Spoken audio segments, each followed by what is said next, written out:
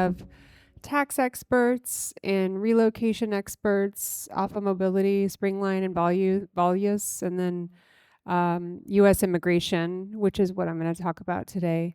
My name is Carrie Koski. I'm a partner at WR Immigration, and I've been working with Finnish companies for about 20 years. I started my career in New York City and was very active in the Finnish American Chamber of Commerce there. And it's just wild to think about. It's been 20 years, and I've been along for the ride with a number of Finnish companies setting up in the United States, and have watched, a number of successes, and to be able to contribute to that has been very gratifying. These days I do a lot of sort of enterprise immigration and scaling of U.S. workforces in the United States.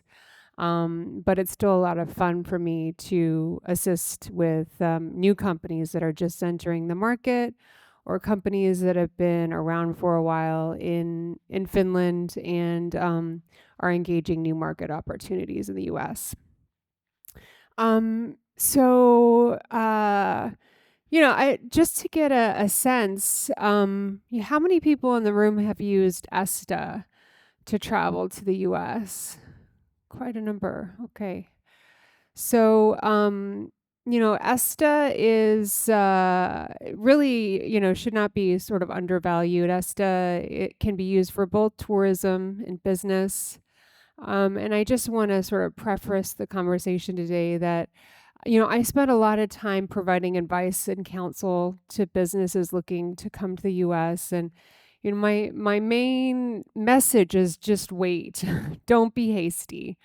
Because USCIS, Department of Homeland Security, Department of State, there are multiple agencies that engage with U.S. immigration.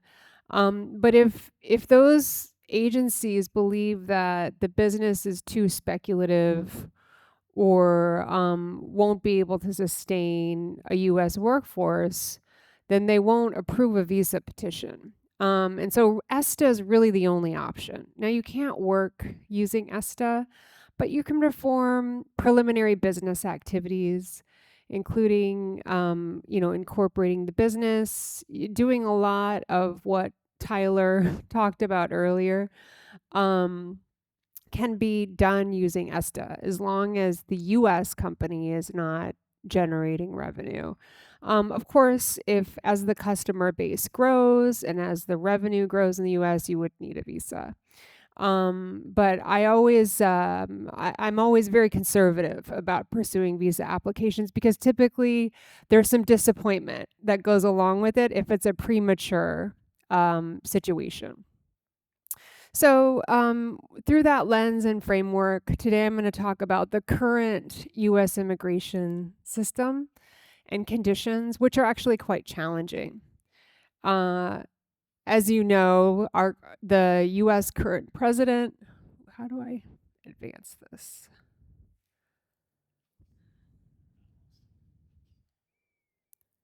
Should I just use that?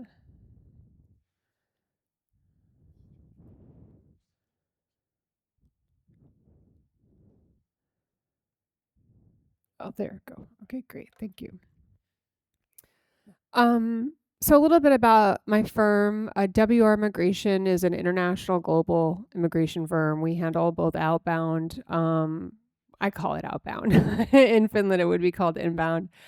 And U.S. immigration. We have 10 offices. We're headquartered in Santa Monica, California, and have a large presence in the Bay Area, which is also known as Silicon Valley, Boston, Massachusetts, and New York. So really the hubs of industry. I actually sit in Denver, Colorado, in the middle of the country, which is quite nice because it spans the time zones from east to west. And my clients are everywhere because U.S. immigration is federal. And so my practice is nationwide and international. Similar to what Tyler spoke about, we're going to include the OBBB. I call it OBBB. As he said, there are a number of different terms for this bill. But what it did for immigration is allocate $170 billion toward U.S. immigration enforcement. And that's a lot of resources to toss to enforcement agencies. So Customs and Border Protection, the FBI, ICE, all of these agencies that enforce immigration are now suddenly resourced. So there's been a steep recruitment of enforcement officers, and we've seen surges of enforcement. So, for example, what happened in Minneapolis, Minnesota in late 2025 and early 2026 was a result of this bounty of resources toward immigration enforcement, but without proper training, right? And we're not seeing the same type of implementation of this enforcement. There's a new Department of Homeland Security secretary who is a little bit more conservative in his tactics. But what we're going to see is more challenges with entering the U.S., with qualifying for visas, challenging applications, etc.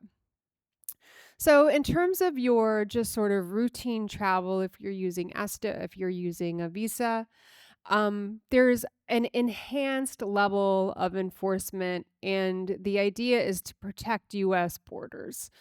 The security screening is enhanced, and what that means is that the U.S. Department of Homeland Security, the Department of State, from visa issuance to Customs and Border Protection when you enter the U.S., is doing surveillance. In the easiest type of surveillance is what's publicly available. So it's social media surveillance. And any kind of comments or social media that indicates anti-American sentiments or anti-Semitic sentiments may cause challenges. Okay, and this is new in the United States. So there's some ideological vetting. Um, and at the end of the day, you see the bottom bullet point here. We're recommending that everybody put their social media handles to public. And yesterday we had a conference, and we were delighted that the U.S. Consulate Visa Chief here in Helsinki joined us. And he indicated that if your profiles are not set to public, then the consulate has to do additional screening manually, and your visa application will be delayed. And this is the same thing when you enter the US. If your social media handles are not public, you could be detained while Department of Homeland Security is looking for you and looking for who you are and what you think and the ideas that you project. So set your social media handles to public if you are planning to travel to the United States or apply for a visa. We have at a very baseline level that when you travel to the US, you shouldn't plan to leave very often. Obviously for a tourist or for a short business visit, those are situations that can't be changed. But I think that regardless of these challenges, most people will have an uneventful experience, right? If your social media is set to public, you're entering the US, you're not going to be challenged. And just at the very baseline, the risk profile for people from Finland is pretty low, right? Because there are enumerated countries that are specifically scrutinized and have security issues.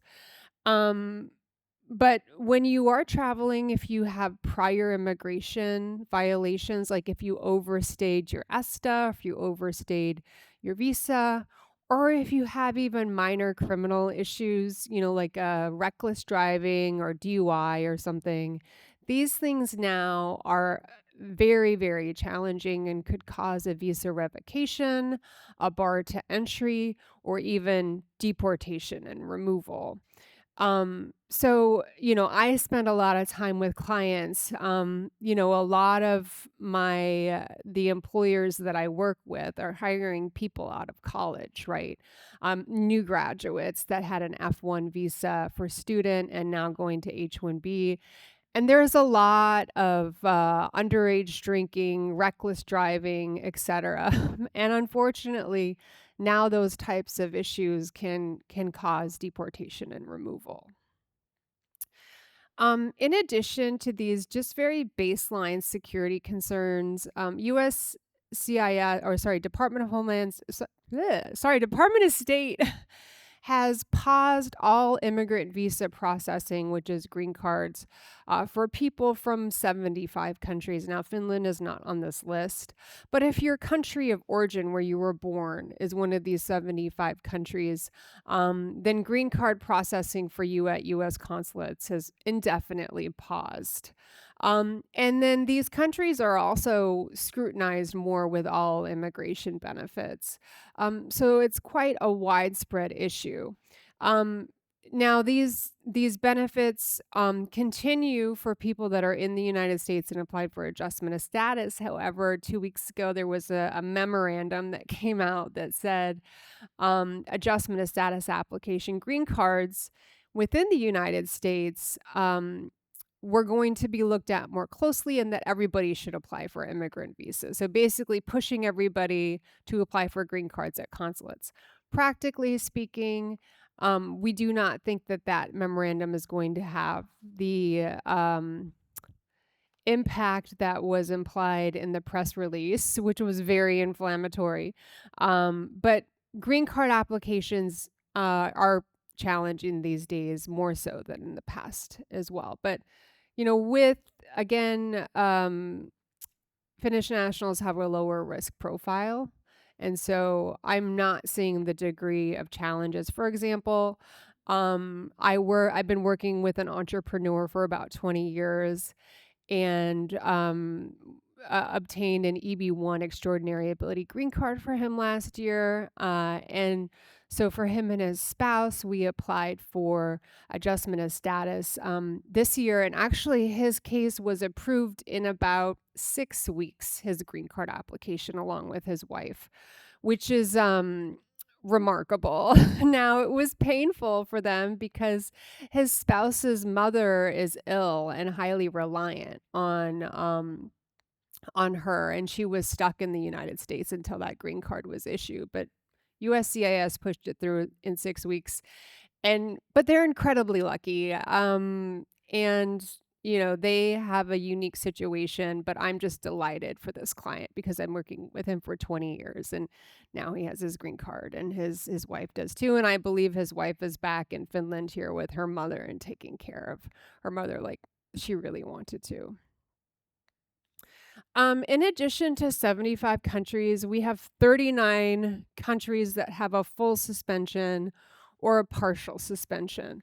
And so what this means for you all is that, you may not be from these countries, but if you hold dual nationality or you traveled to any one of these countries, then Department of State, Department of Homeland Security is going to look at you closer. And practically, if you're applying for a visa like a B visa or an L1 visa or an O1 or even F1, you have to indicate the countries to which you traveled for the past 5 years. And if any of these countries appear on that list, it could cause a delay because they'll have to do additional security screening. So just be aware of that. And even if you're using ESTA, this could come up as an issue. There's an adjudication pause for these for folks from these 39 countries. So whether and this is particularly triggering for people that have dual nationality. For example, I'm working currently with a company, an apparel company, very household name. Everybody here knows it. And they're hiring a recent graduate from Harvard. and she has both Spanish and Venezuelan nationalities. And she's applied for a work permit, a postgraduate OPT F1 work permit. And because she has Venezuelan nationality, her application for a work permit was paused. And so she can't go and work for this apparel company now, and they're waiting to onboard her, and it's caused a lot of friction for everybody. Um, she's joined a class action lawsuit to sue the Department of Homeland Security to release this work permit application so that she can now apply, work for the offering company. But this is just one example of, really thousands of people that are undergoing these issues. So if there's a dual nationality issue and you're from one of the 39, or you hold nationality from one of the 39 countries that were on the previous screen, on this screen, then you are vulnerable to delays in adjudication. Any questions about travel bans? Yeah.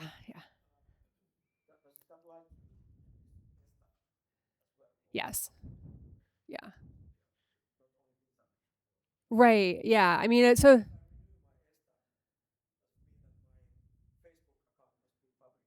yes. Yeah. Everybody's under surveillance. Yeah. Yeah. Uh-huh.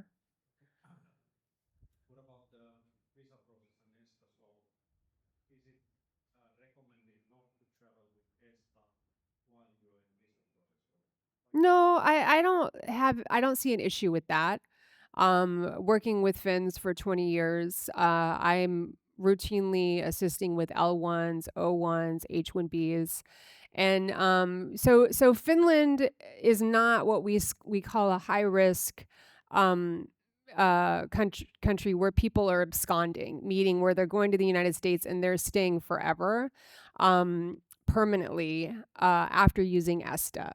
There's not a high rate of risk for Finnish nationals. And so as long as you have a return ticket, like you can't have a one-way ticket and go to the United States. You need to have round trip. As long as you have a round trip ticket, it's obvious that you live and work in Finland. It's low risk to travel on ESTA even while you have a visa in process. Now, if your visa is pending at the consulate, you can't travel because you don't have a passport, right? But otherwise, it's a pretty low risk situation for people to travel. Now, some of my colleagues that practice immigration that don't routinely work with Finns may not have that experience. Because, for example, if you're from Southern Europe or Latin America or Asia, and you try to travel to the United States visa free while your visa is pending, it could cause complications. But I haven't had the same experience.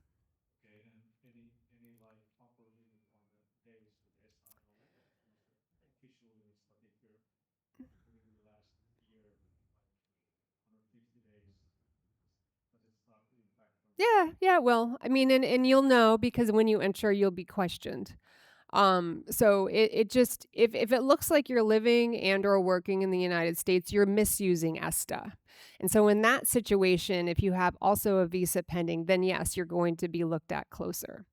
And especially if you're applying, for example, like an L1 and you're 150 days in the United States, you'll probably be denied an L1 visa because you're interrupting your continuous year. It's within the mind of the cop at the airport, Customs and Border Protection, your agents at the airport, they're police officers, right? And so it just depends on what they're thinking. Yeah. I always recommend entering the United States, landing in the airport from 8 to 5 Monday through Friday, because then you get the most senior, most well-trained officers. If you land at 2 a.m. on a Saturday morning, you're gonna get somebody new, right? Somebody pretty green. And when in doubt, they will always deny. They're trained to deny and reject when they have any doubts. So those doubts aren't going to be as prevalent in a more senior, well-trained, veteran of Customs and Border Protection. But those people only work 4 to 5 days a week during regular business hours. So again, if you have control over when you land in the United States, do so during regular business hours. Yeah, go ahead. In the back there.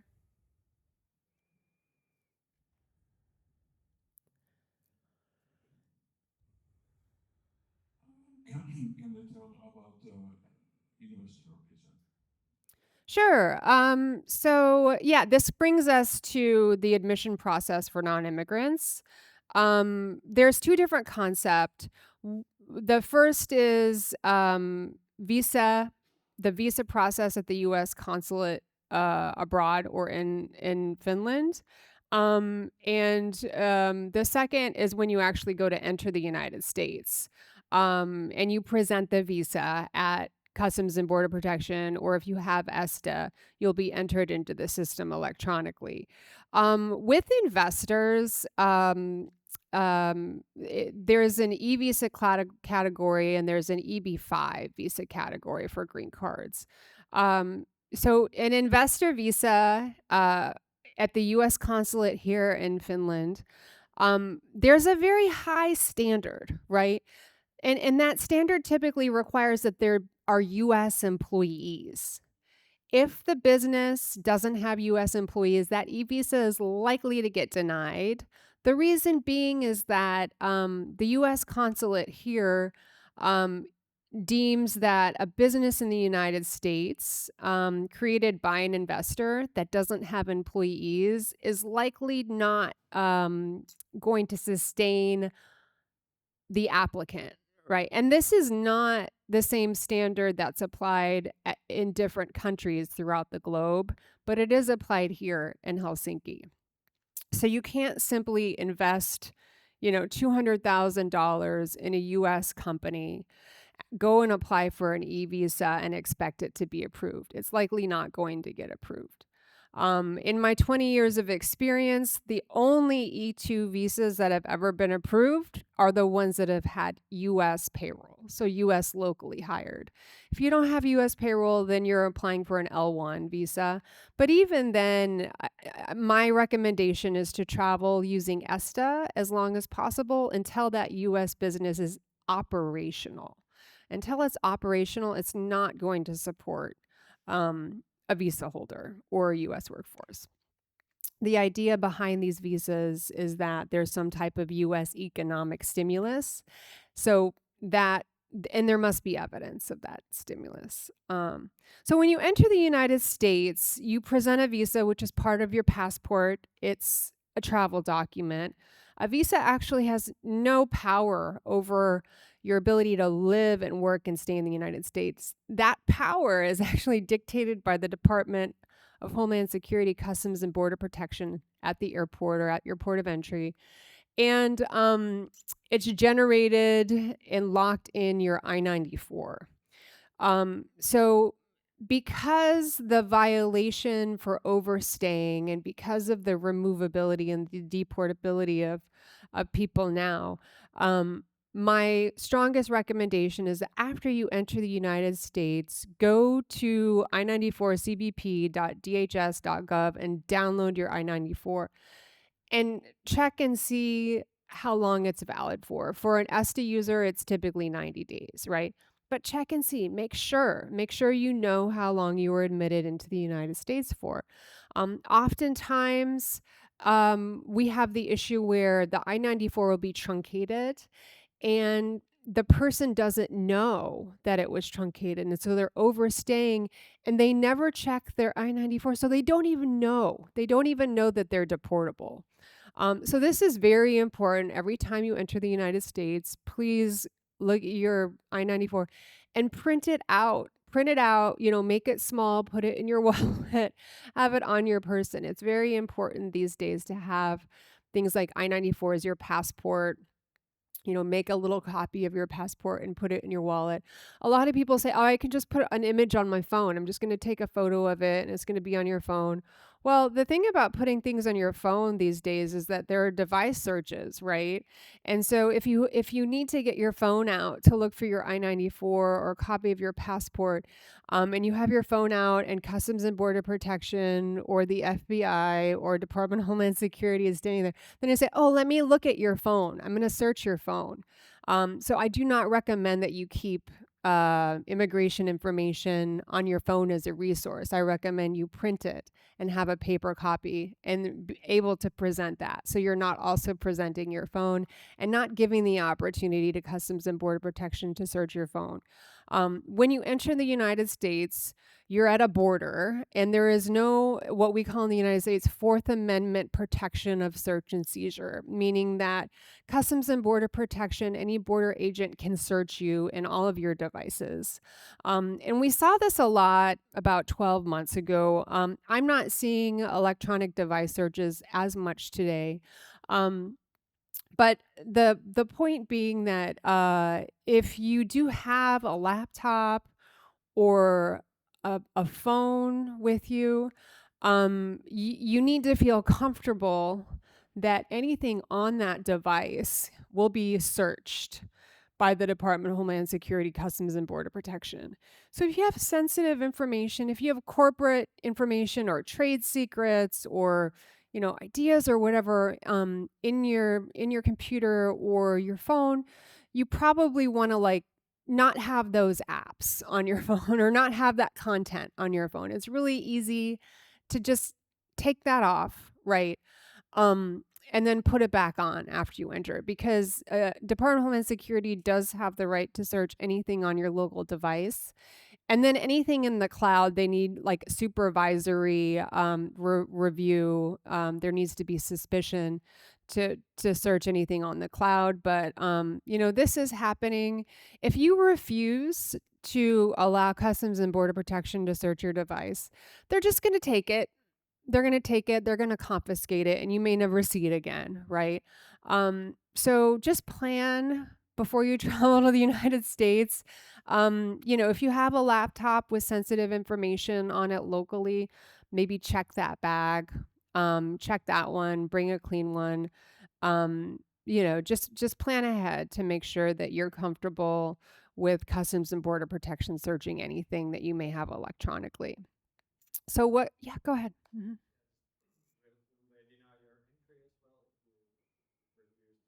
They can. Yeah, of course they can. Yeah. They could. Yeah. I mean, if you're challenging Customs and Border Protection and you're refusing to hand over your device, then you're a security threat, right? And they're just going to say, "Okay, you can't come in."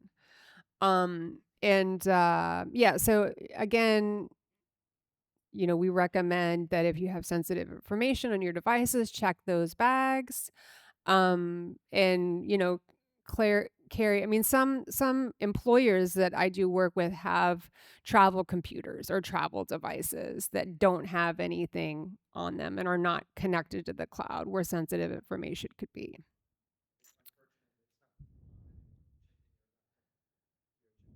Oh, okay. Oh, gotcha. Yeah, the battery issue. Yeah. um I mean, those batteries also cause issues in the cabin, but anyway. um So what can we do? Obviously, stay informed. I mean, there's so much news. We just had a great development yesterday where a federal judge struck down the $100,000 H-1B fee. So we're rejoicing in that because that $100,000 fine was declared unlawful by a federal judge yesterday. You know, the government's going to challenge that and appeal it, and we'll see where it goes. All of us immigration practitioners feel that $100,000 fine is unlawful. So we're hopeful that it'll go away. But, stay informed and prepared. Always carry copies of your immigration documents. Like I say, make a photocopy of it, paper copy. You can make it small, but carry it on your person. Remain compliant. These days, we're seeing a lot of investigations. I have a whole section on investigations that I deleted because I want to pass things over to Miko here. But make sure that what you're doing in the United States aligns with the information that you presented at the border or in your petition. If there is a divergence of evidence and information and what's on record, that could be seen as misrepresentation and cause a permanent bar. If you are living in the United States and you move addresses, make sure you're submitting an AR11 or otherwise changing your address. Again, at a very baseline level, the immigration risk or the risk in connection with traveling to the United States is higher now than it was 20 months ago. But Finns in general are seen as low risk, right? They're not on the 75 countries list, not on the 39 countries list. And so there continues to be a lot of transatlantic travel and opportunity, but just be more careful. All right. Thank you so much. I want to give Miko a chance to come and talk. So I'm going to hand it over to him. Thank you.